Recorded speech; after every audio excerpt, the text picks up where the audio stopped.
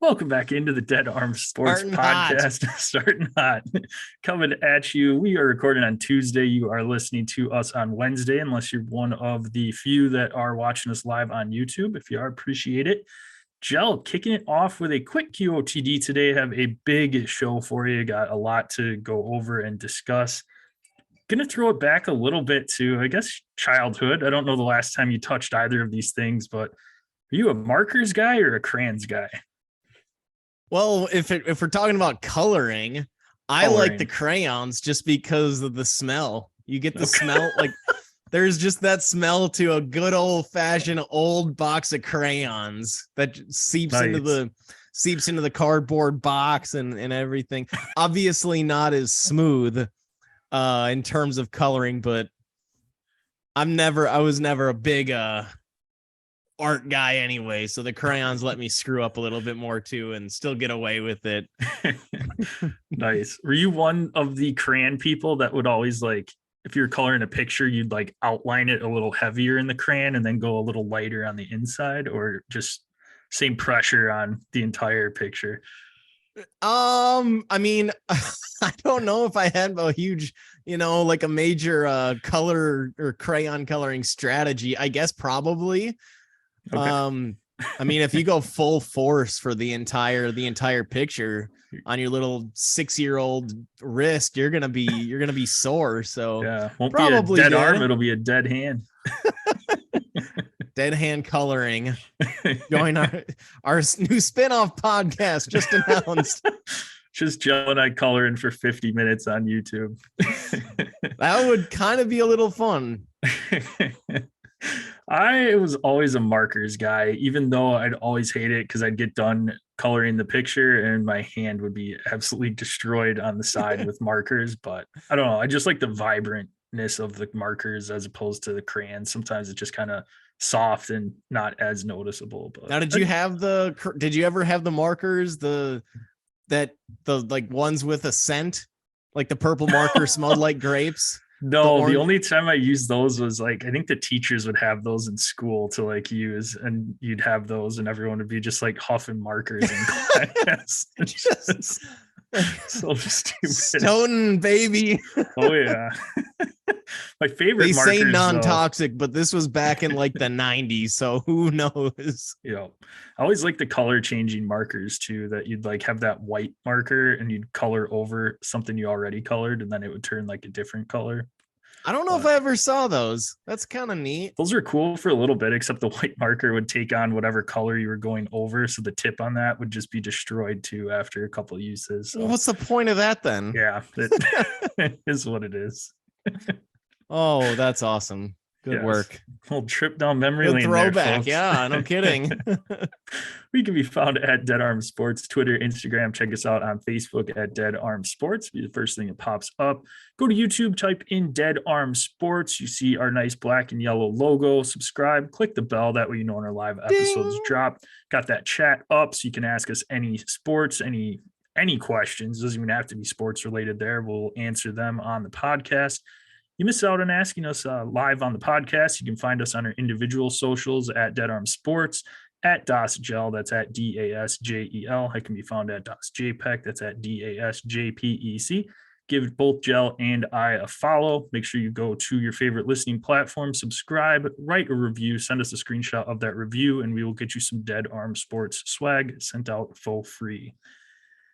Well, Joe, I was excited to talk about this podcast segment, the national championship recap going into the game yesterday. Thoughts it might be a good game. I know you hit this right on the head. Well, not really, because you said the Georgia win by 3 touchdowns, and that was probably like after the first quarter, but Georgia ends up just absolutely erasing any doubts that they're not the best team in the country. 65-7 over TCU.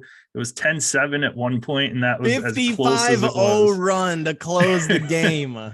Just insane. Stetson Bennett, 304 yards through the air, 4 touchdowns, added another 2 on the ground to kind of cement his ridiculous Georgia legacy this last 2 years there. And just, I mean, not somebody that you would have thought would lead them to 2 national championships, but here we are. Yeah, I mean, and I think it was the first rushing touchdown from Stetson. I don't even think TCU thought he had the ball for the first like 20 yards that he ran downfield. It was so sad. Like, and does it shock you at all? This was I just saw this right as that's why I was just staring at my phone as you were going through the promos. Lowest rated college football championship game since the BCS started. Is there any shock to that at all? I mean, no.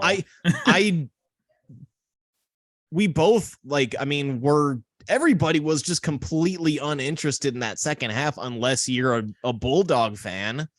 But it was just pure domination. Yes, TCU's Kendre Miller, their starting running back, was out, but that's 55 points is 55 points. I don't think that wasn't the difference. He wasn't playing on the defensive side of the ball. That's exactly. And I guess that's the other thing too. One of the bigger takeaways of, that I came away with is, Georgia, most of these dominant SEC teams, plus, you add in an Ohio State. Michigan has a really good second running back after Blake Corwin and Donovan Edwards. Ohio State always has multiple backs. Most of these top SEC teams, your Alabamas, your Georgias, they've got multiple awesome backs, so that if their top guy does go down, there's the next guy that was probably a high school All-American is sitting there waiting. And that's not just at running back. That's at any position. You've got, Alabama's got other stud quarterbacks, tons of wide receivers, offensive, defensive linemen, secondary linebackers. Georgia had 6 guys get drafted in the first round last year on the defensive side of the ball. And then they come back this year, and Jalen Carter, who wasn't even eligible for the draft last year, he's up there in the top 2 in terms of, most of these NFL big boards or mock drafts, top 2, top 3, kind of a pick. And they come out and in the title game give up 7 points. It's just, that's the difference between these loaded squads and a TCU team where their offense is completely dependent on Quentin Johnson, who went for a whopping 1 for 3 yards, 1 reception for 3 yards. Kendre Miller, who again didn't play, and then Max Duggan either having to be spectacular or, whether it's on the ground or through the air. Duggan's numbers were brutal. 152 through the air, no touchdowns, 2 picks. And on the ground, this, includes sacks, but negative 38 yards on the ground. If you watch that Big 12 championship game and that game against Michigan, his ability to run the ball was massive for that TCU offense. So with that being completely eliminated, it effectively eliminated TCU's offense. And Quentin Johnson, a top 3 receiver in the nation, right there with, nobody's on Marvin Harrison Jr.'s level, but he's in that. He's right there up at the top, and to be completely shut down, 1 reception for 3 yards. Just obviously the scoreboard tells you everything that you need to know, but even when you do a little bit deeper of a dive, it's almost like it gets uglier the more that you look into it. No, for sure. And that was one of the takeaways, or one of the keys that we had talked about last week on the pod for the game, was which Georgia defense was going to show up in this one. We saw them look kind of pedestrian against Ohio State. CJ Stroud was doing what he wanted, and I give Georgia's defense a ton of credit in this one. They came out inspired, and it seems like they had kind of taken that game to heart and said, this isn't the defense that we are. This isn't the defense we want to be remembered for. And they made Max Duggan look extremely uncomfortable in the pocket. He was getting pressured from left, right up the middle. He couldn't get anything going in this one, and it was just complete domination on that side of the ball for sure. The other thing too, I kind of came out. I got to give myself a little pat on the back here. Not the toughest prediction to make, but I said that I think Brock Bowers is going to be a massive difference maker, and he was 7 for 152. It seemed like any ball that was and a touchdown. It seemed like any ball that was thrown to him, it was his. So it's just too many mismatches for that Georgia offense versus that TCU defense that, let's be honest, they've been facing Big 12. They've been facing the Big 12 all season long, those Big 12 defenses, and it's been their offense that carried them. Even in that Michigan game, they still let up 40 plus points to Michigan, but their offense was able to roll enough for them to still win that game. So I don't know. We saw obviously the good Georgia defense. I heard one of their defensive players after the game said, yeah, people said we were going to go 7-5. I saw that video. I don't know who had ever said that. Whoever did, they might have been talking about the Mark Richt years or something, but I don't think anybody with the right mind would have said 7-5 for the Bulldogs. But yeah, I mean, I don't know what more needs to be said about this game. It was just, it's one of those that I certainly won't. It was on the DVR, and it certainly won't be rewatched.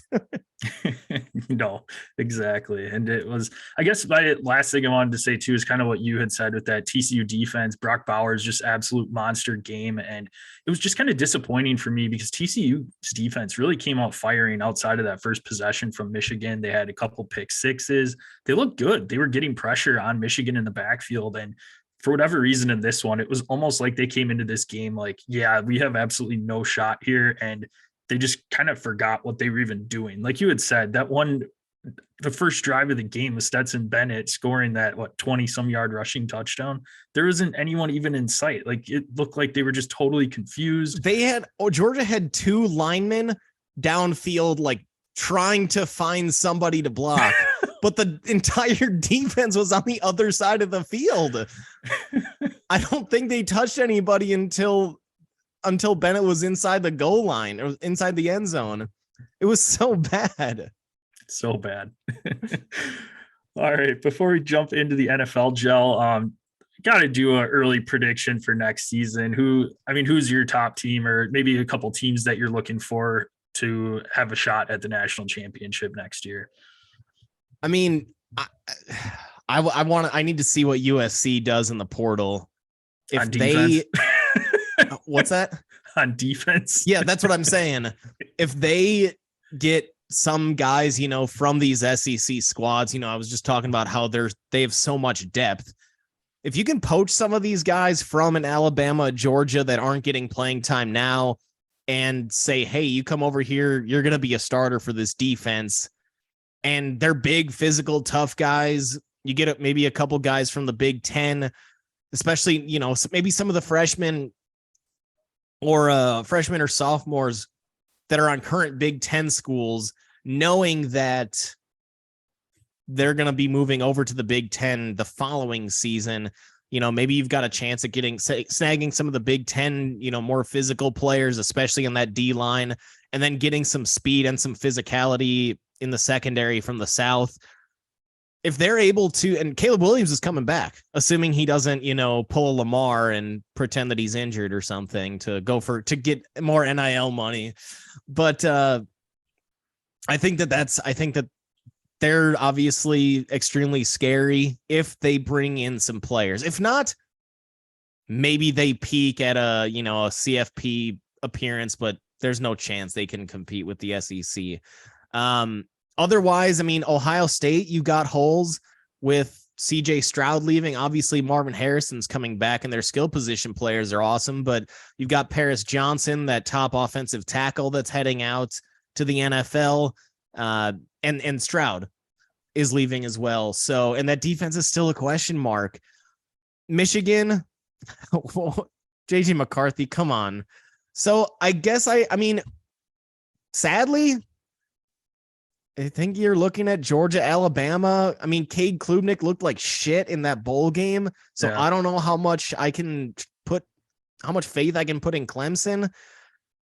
Texas, I can't trust Sark. So the two teams that I trust in the country, shocker, Alabama, Georgia.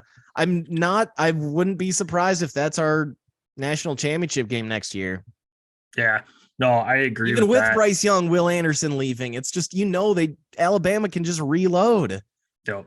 Yeah, Georgia. I mean, shit, we saw their backups come in the second half, and they're still running all over TCU. Branson Robinson, true freshman, had 2 rushing touchdowns at the end of the game, and just, I mean, they didn't even skip a beat once their backups came in. So ridiculous. Just nuts. And then, yeah, Alabama. I mean, they're losing Bryce Young, Will Anderson, but you know that they're going to retool and be fine. It's Nick amazing Saban. that you can lose the top 2 picks in this upcoming draft and just it's fine. Yeah, just reload. It's just fine. I think Notre Dame might be a team also to look out for with Sam Hartman coming in. Yeah, they made such a big jump in the second half of this season that getting that massive upgrade at quarterback, one more year under Marcus Freeman, I think they might be a team that we could see, preseason in the preseason top 5 maintain their way there, or maintain that throughout the season. And Brian Kelly's new team, LSU, Jaden Daniels is coming back. Yep. I was going to bring them up too, to see if they can take that next step forward with under Brian Kelly in his second year at LSU is a team to watch out for. And I like your USC call out too. I think that they have obviously the talent on offense. It's just whether or not they can scrap up some sort of defense to stop teams from scoring on them. I mean, they were just absolutely pitiful their last couple of games there, but I'm glad you brought up USC too, Gel, because I just want to put this down right now. It's no hot take or anything like that, but the Pac-12 is going to by far be the best conference to watch for football next year. You got Caleb Williams, DJ Ukulele, Cam Rising, Cam Ward, Bo Nix, Michael Penix Jr., all returning next year. I mean, I am pumped for the last hurrah before the LA teams leave the Pac-12. It's going to be an absolute blast to watch next year. I need to look up this Arizona Wildcats quarterback, Jaden DeLora. If you haven't watched him, he's on that Pac-12 late night, the ones those games that end at like 1 a.m. They played in like 2 or 3 of those games this year, and he is so much fun to watch. So he just adds, I mean, he's not a high profile name, but that dude is such a freaking wild card. He fits the Wildcat, nickname perfectly. That dude is such a wild card. He's either spectacular or awful. It's just awesome. And he's just kind of like, he's like a less good version of Johnny Manziel, where he's just, running around and making plays. And it's either a glorious play that Johnny Manziel would always make, or it's like, what the hell did you just do there? So nice. I mean, just add him into the list in terms of quarterbacks that are really fun to watch. I guess I had one more Pac-12 question for you, and that is, what kind of a chance do you give Oregon and Utah in this conference? I mean, they've been the 2 most consistent programs in the Pac-12 over the last 5 to 10 years, if not even longer than that. What kind of a chance do you give them? And then, I mean, UCLA, they just got it. Maybe not this year, given the DTR left, but they might be a program on the rise as well, given that they just got the number 1 dual threat QB recruit in the country. Yep. Throw Colorado into the mix too. They could be a surprise team with Deion there, but no, Oregon, Utah, absolutely they have a chance. Both their returning quarterbacks coming back, Cam Rising, Bo Nix. So I like their chances. The only thing that concerns me with the Pac-12, they could turn into the Big 12 from this year, where they're just all kind of beating up on each other, and you could end up missing out on a playoff because of that fact. And there's just no one team that where there's cream going to be rises. A ton of really good teams, but there might not be that one outstanding team to get into that playoff. Yeah. But hopefully there is, because they're going to be an absolute blast to watch, but we'll see. Because I think there's going to be a lot of good parity in that conference. It's just been a complete shift from where the ACC was back when Florida State was good. You've had Clemson they were, up there for a long time.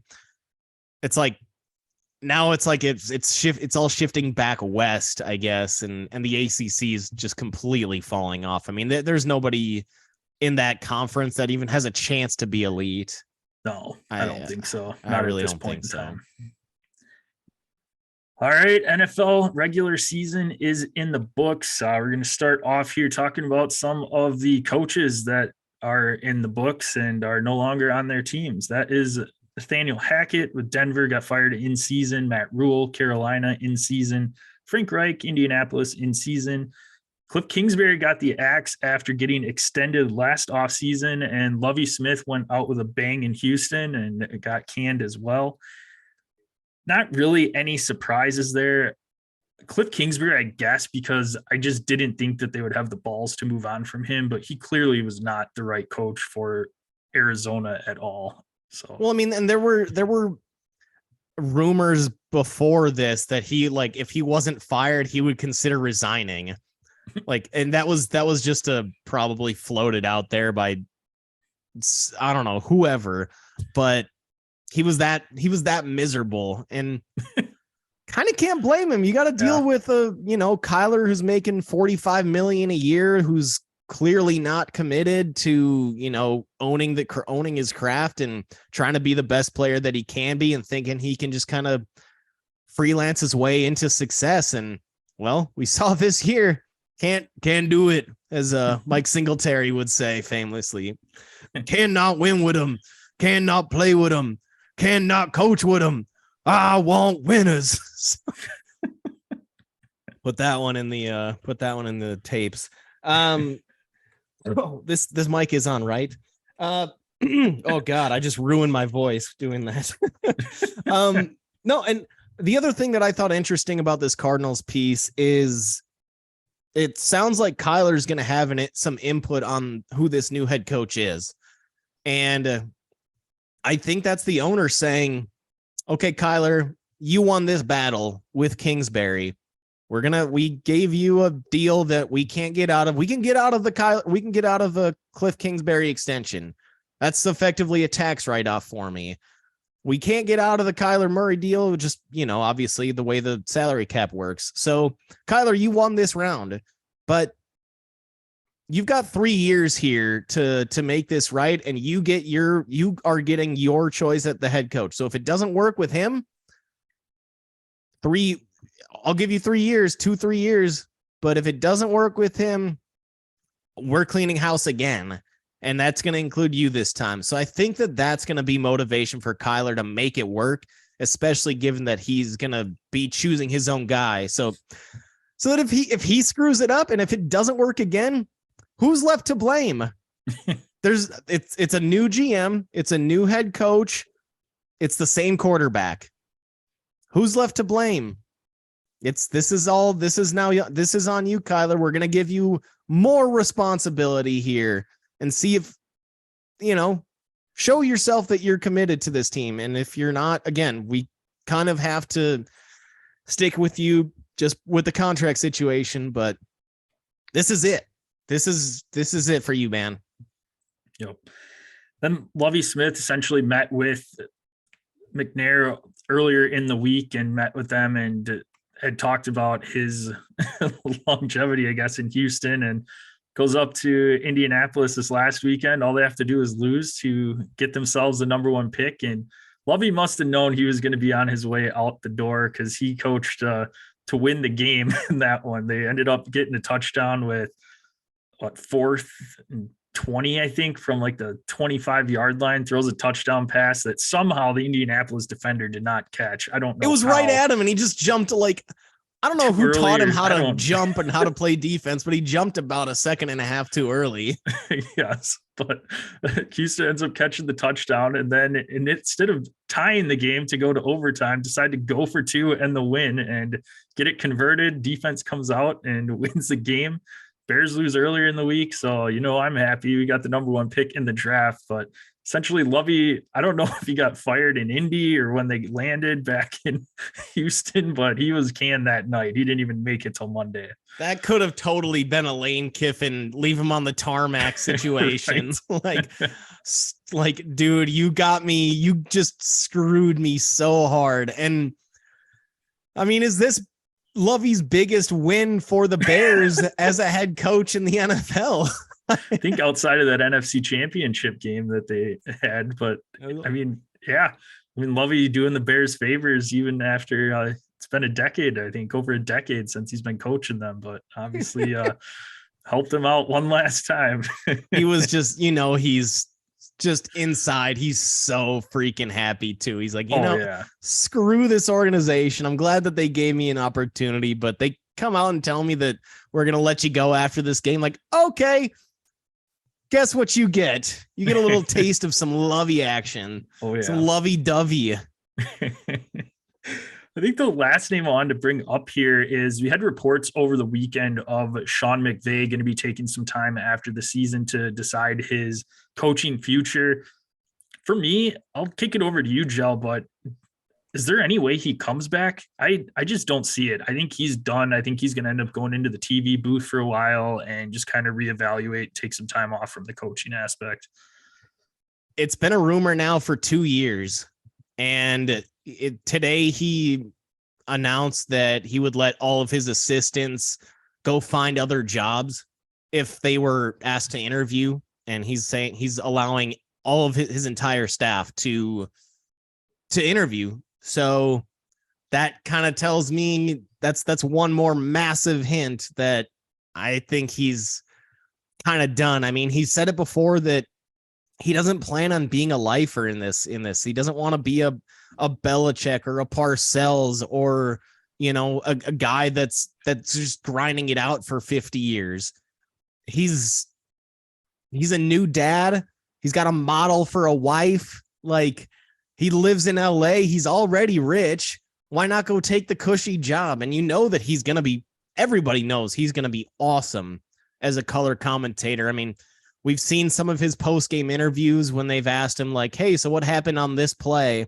And he's got such a photographic memory that he's able to recite every single thing about it, the down and distance, what yard line they're on, what the previous play was, exactly what happened, who made the catch or who sealed some significant block on with a pulling guard or something. It could be anything. And he's got such a photographic memory, and he's really good at describing what happened and why this certain thing happened or why that play call was made or who screwed up, like what the safety was maybe supposed to do. And instead he was supposed to be the deep man. Instead he came up to try to cover some underneath route, and that's how they got burned on a deep ball. Like, he's going to be amazing. And he can probably make the same amount of money in the booth as he is on the ground floor at the Rams facility. So instead of working 100 hours a week plus, go work 20 if you include time on the plane traveling stadium to stadium. Like, yeah, and just go make the same quiche, and then you can always come back 2 years, 3 years down the line, maybe go back to the Rams after they finish their rebuild. Because if McVay's gone, the Rams really, I mean, they're going to be in rough shape. So maybe Stan Kroenke invites him back in 3 years after they've got some of their, some new fresh faces in there. Yeah, because you wonder too what the domino effect will be if Sean McVay does hang it up. I mean, Aaron Donald was toying with retirement last offseason. Stafford's been hurt this year. He said he's coming back, but you wonder if he would reevaluate that if Sean McVay's not there. He's got to go through another new system with the new coach coming in. So I don't know. It'll be interesting. They don't have a first round pick. They haven't in 100 years, it seems like, at this point in time. So I think this was their 6th or 7th straight draft this last year, and they don't have one this year right now. So insane. I guess crazy. Sticking with this theme of sticking with the Rams, I guess, if McVay goes, do you maybe trade Stafford to a Jets type of team? Jets are obviously in need of a quarterback, and their defense is strong enough. They've got awesome weapons all across the board. They need a left tackle, yeah, but they need a quarterback more. Let's say the Jets give the exact same draft compensation that the Rams gave the Lions. They give them 2 firsts and a 3rd or a 4th or whatever that compensation was. If McVay's gone, do you make that move? Do you maybe even trade a Cooper Kupp and see if you can get a 1st and a 3rd back? Do you trade Aaron Donald, see if you can get a 1st back to another contender and really start this rebuild full on? Because right now, they've got no assets outside of their veteran players. Move off of Bobby Wagner for a second or third. I mean, if McVay goes, unless they're able to get, Sean Payton in there, I think this team is in deep trouble. So I think they have one or two strategies, and that's either get Sean Payton to replace McVay or just blow it up. Well, their window's done to me. I think you have to blow it up regardless. And I think that's kind of where Sean McVay sees that writing on the wall right now, because you have a lot of aging veterans on that team. And again, no draft capital at all. You don't have any first round picks right now. And I think you do need to trade some of these guys away to get assets and just kick that rebuild into jump drive with that, because you got your Super Bowl out of it. So that's fine. That's worth all of the number one picks. I mean, any franchise would trade in number one picks for a Super Bowl. So you got your Super Bowl out of it. Yes, you would have liked to have more success, maybe had another two in there, but you didn't. And your window's closed right now. And yeah, I think absolutely. I think they need to, regardless of if Sean McVay comes back. But obviously, if he comes back, they're not going to be doing that. But I think that would help if he did retire this offseason. And then you say, all right, we had our Super Bowl. This is what we're doing right now. This clearly, we don't have anybody to build around right now on the team. Everybody's for sale. We'll ship whoever you want, give us trade offers, and try and get as much draft capital as you can. Yeah. And that, if they go into a rebuild like that, I think that would be a pretty large turnoff for Sean Payton. He doesn't want to go into a rebuild. No. He just left the Saints, who didn't have a quarterback and have a shitty roster. I mean, you saw this season, they could barely score the ball. So if they do go that route, then I think Sean Payton's off the table. And then what do? You go rehire Jeff Fisher? Oh gosh, hopefully not. But I don't know. That's going to be an interesting, that'll obviously be an interesting one to see how that plays out through the offseason. Yeah. I have a question for you regarding, and sticking in with the head coaching theme. Right now, Panthers, Colts, Broncos, Jets, Cardinals are open. Is that right? Those five? No, not the Jets. Houston. What did I? You said the Jets in there. Oh, I think I meant to say Texans Denver, or something. Okay. Denver, Houston. Carolina, Indy, Arizona, Houston. Those are the five open spots right now. Most desirable, least desirable in your mind? I mean, they're all brutal. There's a lot of missing pieces on every single one of these jobs, but there's only one that has a quarterback in Kyler, at least a talented one. But do you want to deal with that? Or you've got the Texans, who they've got the number 2 pick and plenty of draft capital. Broncos, at least you've got a stud. You've got a stud defense. You've got Javonte coming back. You've got nice skill players. Colts, that's, to me, like, I would vomit if somebody offered me that job. And then the Panthers, I mean, I don't know. That organization's in a weird spot. I think, to me, I think the most desirable to me would probably be Houston. They have a ton of draft capital right now. They've drafted some young players the last couple of years that seem like they can be pretty solid NFL guys down the road. Granted, that ownership is just a train wreck, and that would not be a fun one to work with. But Denver, too, like you had said, it's the key for that coach. So you're going to have to unlock Russell Wilson. You are tied to him. They can't do anything with him. They've traded a bunch of their draft capital for Russell Wilson. So you need to get Russell Wilson back to how he was in Seattle, which they have the pieces on offense to do that. But what's the key? What is the key to that?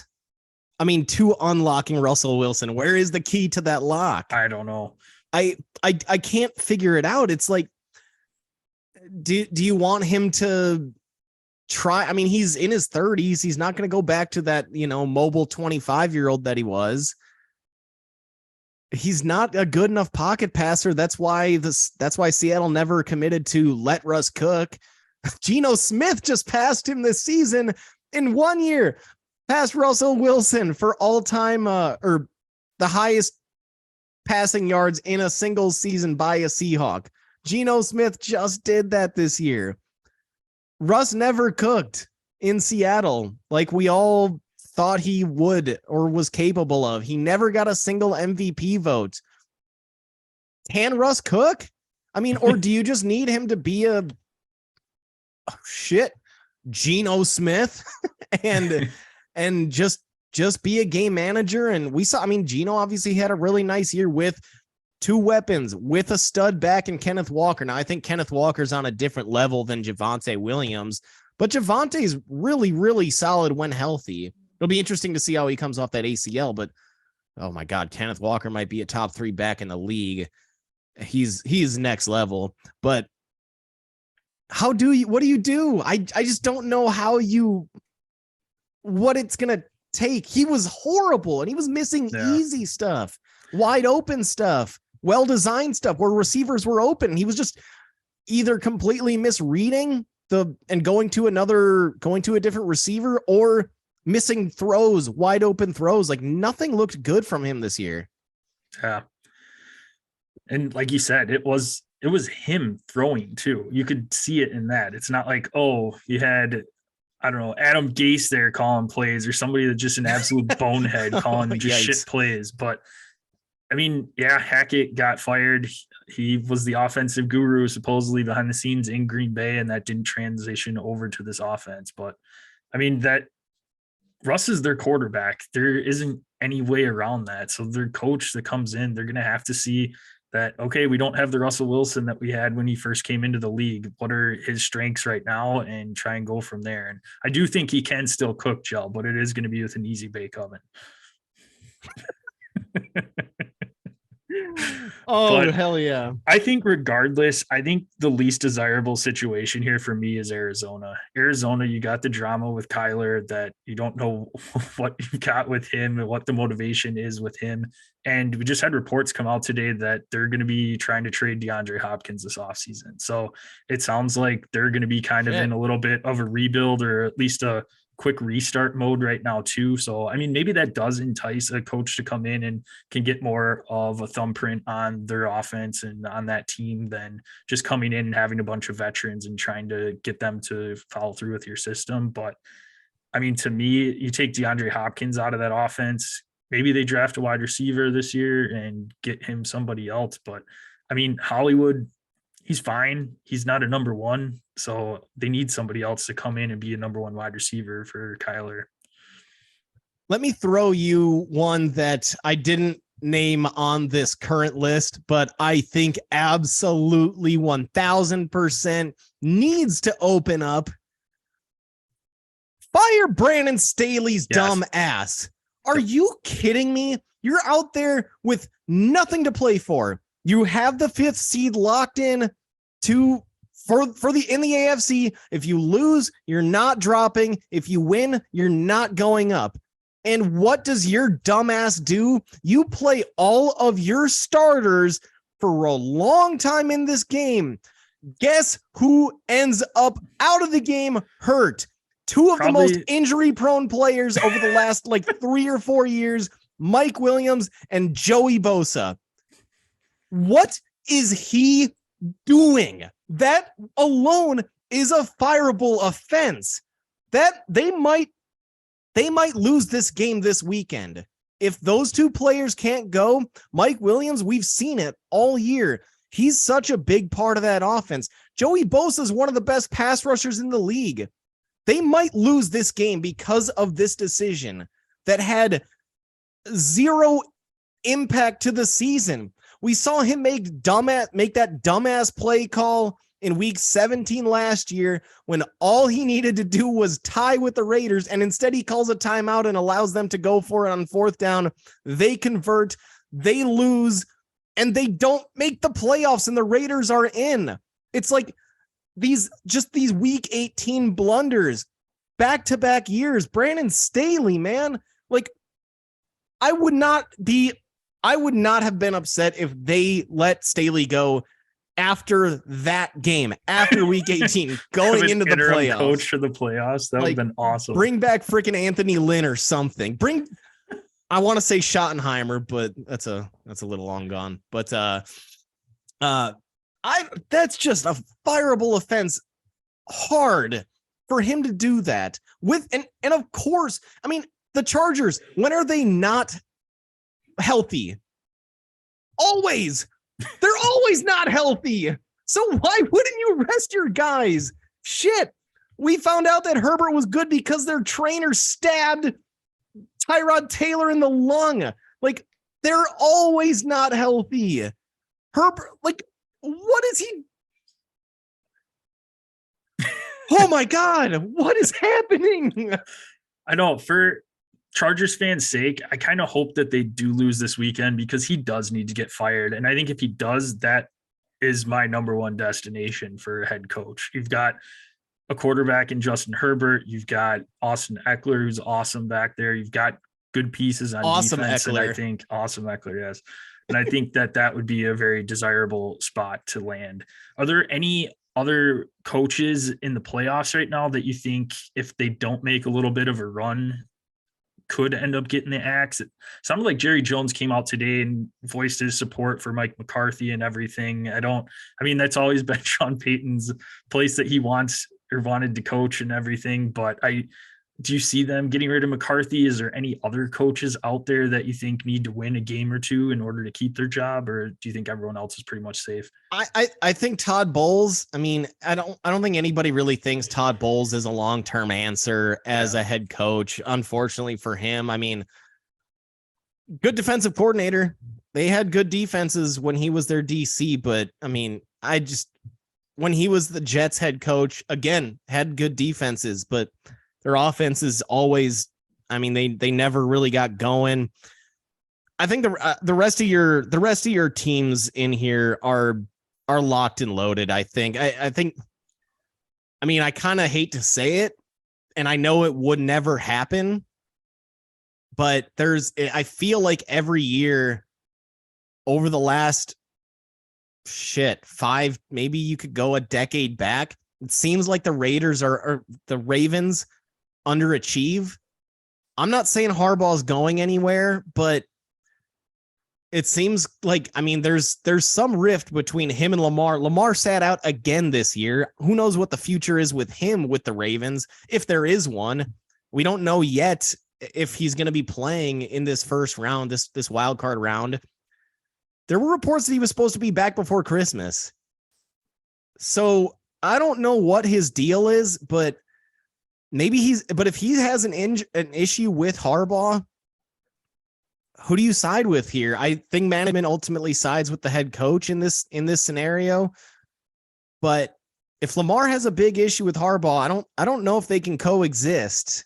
And if Lamar really was in love with Harbaugh, you'd think that he'd be playing right now and would have finished out the regular season when he was rumored to be coming back. And maybe he just hasn't ever been cleared by the doctors. I don't know, but it was rumored that he was supposed to be back before Christmas from Adam Schefter. Do you think it could have anything to do as well with him? Maybe he was good enough that he could have went, but if he's not 100% with him not having a contract next season, he doesn't want to go out there and jeopardize anything. I think that's gotta be it. That's the only thing that makes any sense to me, I guess. We saw that with Kyler in the playoffs last year in that game against the Rams. He did not want to run because he didn't have a contract, and he'd already been hurt that season and the season before. Of course, he gets the contract and he has his worst injury of his career with a torn ACL. But I think that's possible. But it's like either Lamar is just protecting himself, but there's just, I don't know. I have just this feeling that there's some sort of rift between those two, because if you truly love your coach, I think your coach is able to get you to play if you are even questionable, even in Lamar's situation. The Ravens are going to franchise tag him. I think that feels like a done deal. I don't think that this is, why would they have not given him a long-term deal last offseason? It doesn't seem like he's going to be bending on, whether he's going to take less guaranteed money. So if they weren't going to give him a long-term deal last offseason, why would they give it to him this season? So I think they end up franchise tagging him probably twice. And then they're sitting in that same situation that the Cowboys were with Dak, where, well, shit, what do? We let him go and we don't have a quarterback, or, maybe you trade him to a QB needy team. Like, he's from Miami. Maybe you send him to the Dolphins and they have the fastest team of all time. I mean, I don't know and you could get a haul of picks, although the Dolphins don't really have much for picks after giving up all that they did for Tyreek Hill and then for Bradley Chubb, giving up another first. So I don't know, just throwing that out there, obviously, but I think Harbaugh's it's just the Ravens just seem to be disappointing by year's end every year lately. I'm not saying he's on the hot seat, but maybe he should be. Yeah, it's just kind of been their status quo. He's going to get you to the playoffs, but that's about it. Which first round exit. Maybe you get lucky and it's a second round exit. Yeah. Yep. And they just locked up Roquan Smith long-term today too. So that's making it more and more likely probably Lamar is going to end up getting franchised. It almost feels like rubbing this one in and into your face, Lamar. Watch it. Look at him getting his, $20 million a year contract for a linebacker, highest paid linebacker of all time.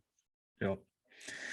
All right, Joe, let's hit some storylines. We'll see. We're kind of running out of time here, but we'll hit a couple and then we'll carry some over to the next episode. But just kind of some storylines you're watching for going into this off season. I want to kick it off. We can talk about this game. I know you probably don't want to, but Seattle wins earlier on in the day, and it comes down to Detroit is eliminated from the playoffs, playing at Lambeau. Packers, all they have to do is win and get in, and Detroit goes in and beats Green Bay to the surprise of a lot of people. I didn't think, especially with the playoff spot not on the line for them, that, yeah, I think they still wanted to knock the Packers out, but you didn't have that extra motivation of, all right, we win and we get in, which maybe that was a good thing for them. They didn't have the pressure on them. They didn't have anything to lose. And you saw that a little bit with some of the play calling there, but just kind of surprising there. So kind of get your take on that. And then, of course, third season in a row, we're going to have some Aaron Rodgers off-season drama. What's he going to do? So I know this is becoming Brett Favre. Yes, this is becoming the Brett Favre end of his career. Yep. So obnoxious. No, I mean, I will say that I expected the Packers to win that game, but it wasn't a shocker to me. I mean, if anybody is going to be able to rally the troops, it's Dan Campbell. I mean, you saw it in his opening press conference talking about eating kneecaps and ripping the legs off of people because they're just going to keep fighting or whatever, weird shit that guy said. It's like, who is this psychopath? Do we need somebody to monitor him? Right. I don't feel safe. But turns out seems like a really, really good head coach.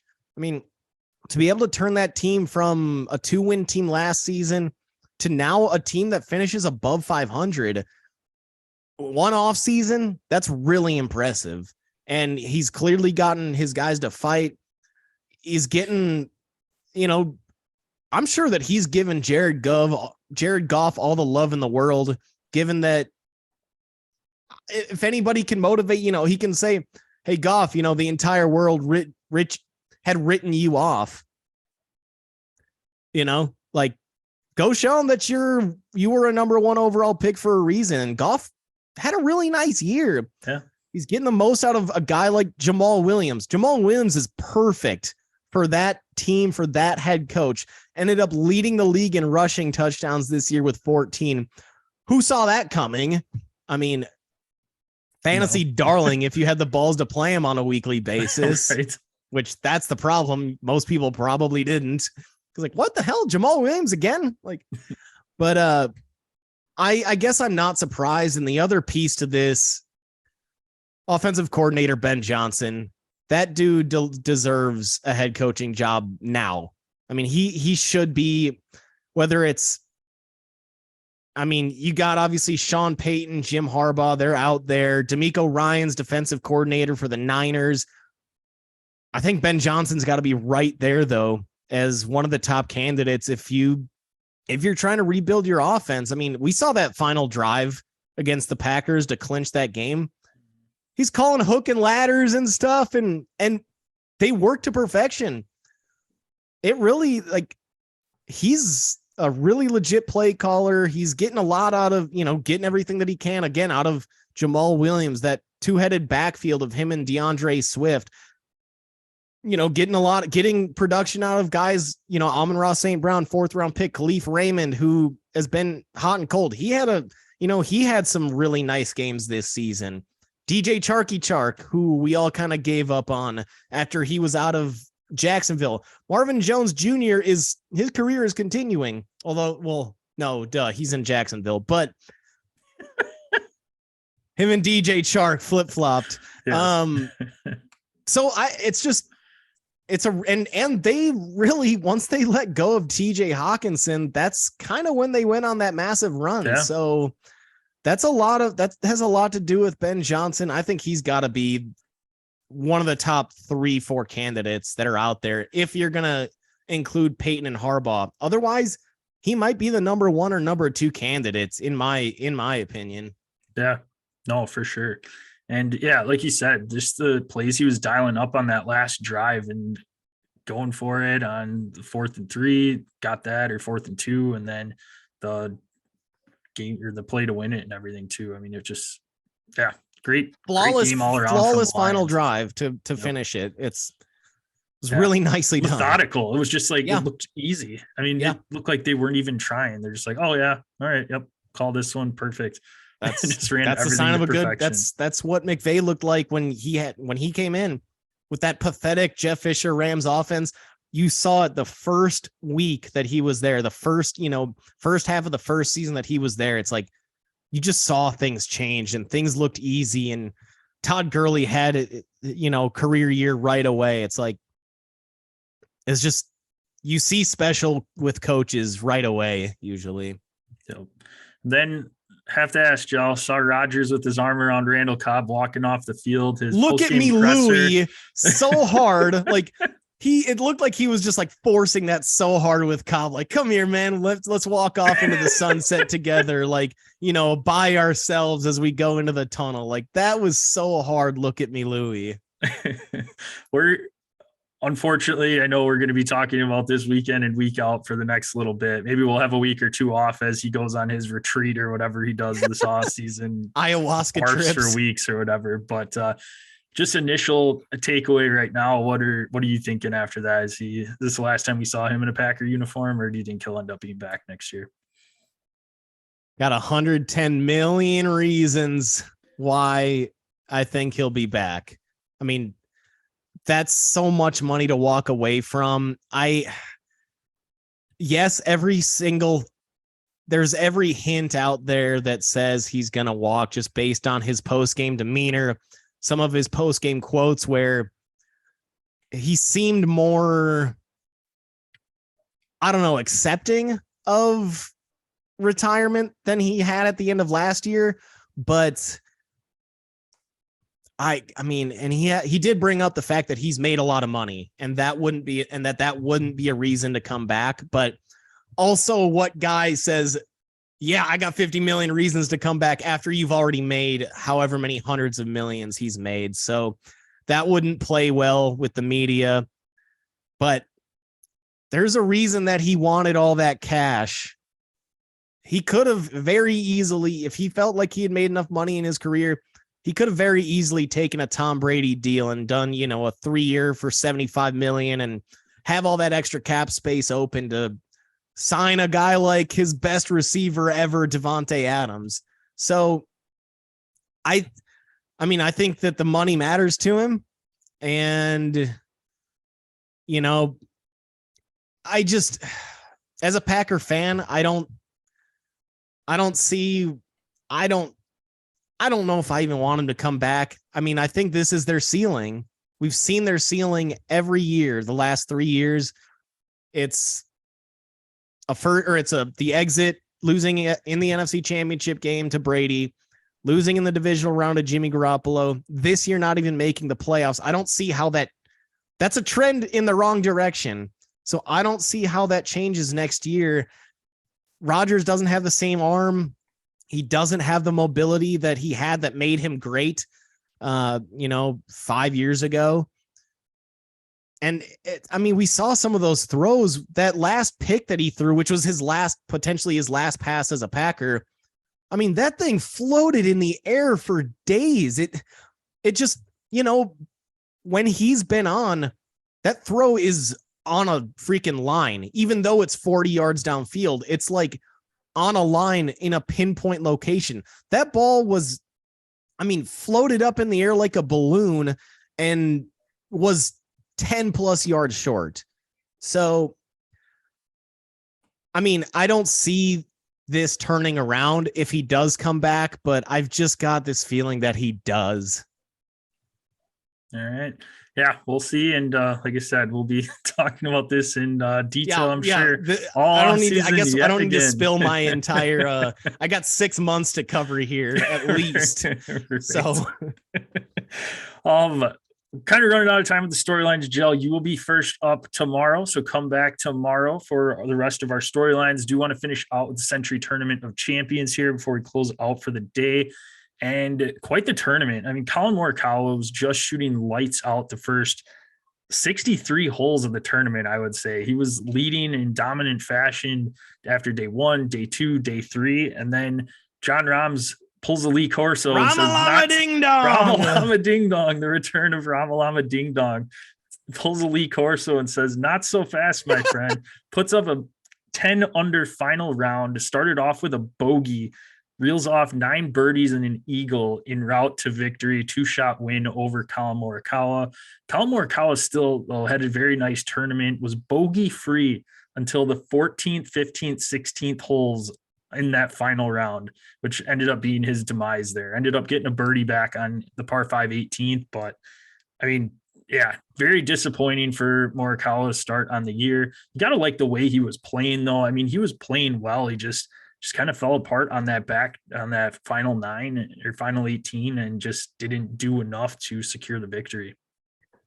Yeah. You said it. He had that lead, looked like it was going to be a wire to wire victory, after Thursday, Friday, Saturday, and then through the first 13 holes, still looked good for it.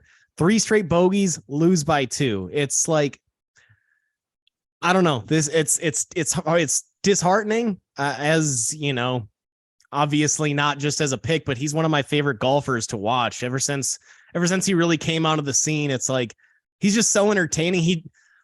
He does these like silly things when he's out on the course. I think it was at the Genesis maybe last year when he just I think Tiger or I don't know, somebody was setting up to drive and Justin Thomas setting up himself to drive, and he just walks out right in front of him and he's like, oh, sorry.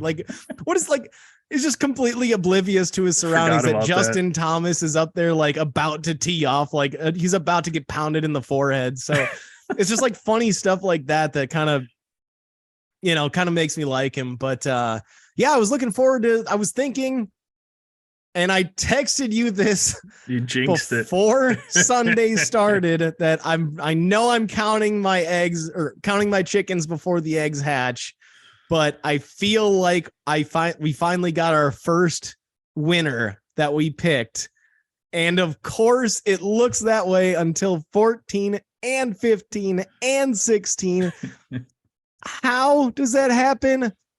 I don't know, but I guess the encouraging part for him is it looks like his putter is working this year, at least to start. Some of the post-game commentary, post-round commentary was, he's just got a lot more sturdy of a grip on the club. He's not, wiggling around with his wrists like he kind of would. And he's not accelerating through the ball. He's bringing back his club a little bit further and almost just kind of letting the club fall onto the ball rather than pushing his club through the ball. And that's led to more consistency. We'll see how this plays out as we go far into the season, but that was one of his big things that he worked on in the off season. And, he putted really well, at least the first 3 rounds. And that's been one of his struggle points in the past. There's maybe nobody on tour that has a better iron game when it's on than Morikawa. So if he can combine that iron play drive well enough and has improved putting, he's got a chance to make a real nice run to the, for that FedEx Cup championship. Yep. No, fun tournament to watch. Always a good start to the season. Gets you kind of back into that golf mood, seeing all the nice, beautiful scenery there in Hawaii, the ocean in the background. So got another stop this week. Is it 17 or 18 that has the grandstand off to the right of the green? It might be. I feel like it's probably. I don't know. 18, it might be. It is 18. Yeah, I think so. Yeah. That freaked every time I saw that. When it's like I thought the ball was just going straight into the grandstand, and then it would, and then it would drop down. It was like just like a weird camera angle, and it would drop, right in front of the green. But it's like that camera angle always like just messed with me. Yeah. Well, the elevation on that course is just insane. I think from the top of the tee box, I think 17 is the highest point, or 16, one of those two, and then like 7 or something like that. Somewhere on the front's the lowest point. It's like, I think almost like 600 feet of elevation change on that course. Just absolutely insane, but always a good one. And we'll get a quick stop in Honolulu before they come back stateside for the next couple events. But that will wrap up this episode. Can be found at Dead Arm Sports, Twitter, Instagram. Check us out on Facebook at Dead Arm Sports. Go to YouTube, type in Dead Arm Sports, subscribe there, click the bell, that way you know when our live episodes drop. Want to follow Gel, he can be found at DOS Gel. I can be found at DOS JPEG. You can hit us up with any questions there. Give us a follow, subscribe, rate, and review the podcast on your favorite listening platform. Send us a screenshot and we will get you some swag. Screenshot of your review, that is. Gel, what are those platforms? Don't just send us some random screenshot of a meme that unless it's a really good meme, then I'm in. Yeah. And we still might swag you out. It's got to be good though. Find us on Apple Podcasts, Spotify, iHeartRadio, and Google Pods. And again, as he said, whatever your chosen listening platform is, 5 stars, por favor.